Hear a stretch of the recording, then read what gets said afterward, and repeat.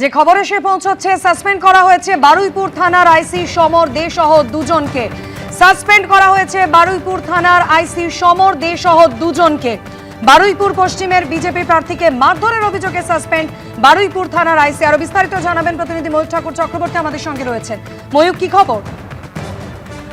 দেখো, সোশ্যাল মিডিয়াতে একটা ভিডিও ভাইরাল হয়েছে এবং সেই ভিডিওতে যেটা দেখতে পাওয়া যাচ্ছে যে বারুইপুর থানার আইসি সমর দে এবং বারুইপুর থানার বেশ কয়েকজন আধিকারিক তারা বারুইপুর পশ্চিমের বিজেপি প্রার্থীকে ওই বারুইপুর পশ্চিম এলাকা থেকে রাস্তা থেকে মারধর করে তাকে গাড়িতে তুলছেন।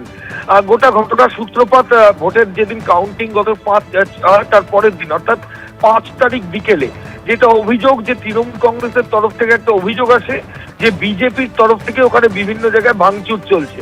সেই অভিযোগ পেয়ে ঘটনাস্থলে পৌঁছানোর আগেই বারুইপুর থানার আইসি এবং থানার আধিকারিকরা ওই বিজেপি প্রার্থীকে দেখতে পান।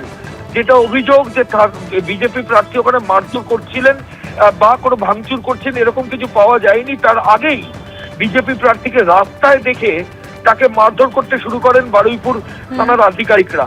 এবং এটা ভোটের যেদিন কাউন্টিং তার পরের দিন এই বেধড়ক ভাবে মারধর শুধু নয়, তার ওই বারুইপুর পশ্চিমের বিজেপি প্রার্থীর বিরুদ্ধে রীতিমতো কেসও করেন থানার আইসি। এরপরই বিজেপি প্রার্থী একটা লিখিত অভিযোগ দেন এবং সেই লিখিত অভিযোগের প্রেক্ষিতে বারুইপুর থানার আইসি সমর দে এবং আরেকজন আধিকারিক এদের দুজনকেই সাসপেন্ড করা হয়েছে রাজ্য পুলিশের তরফে। ধন্যবাদ ময়ূক।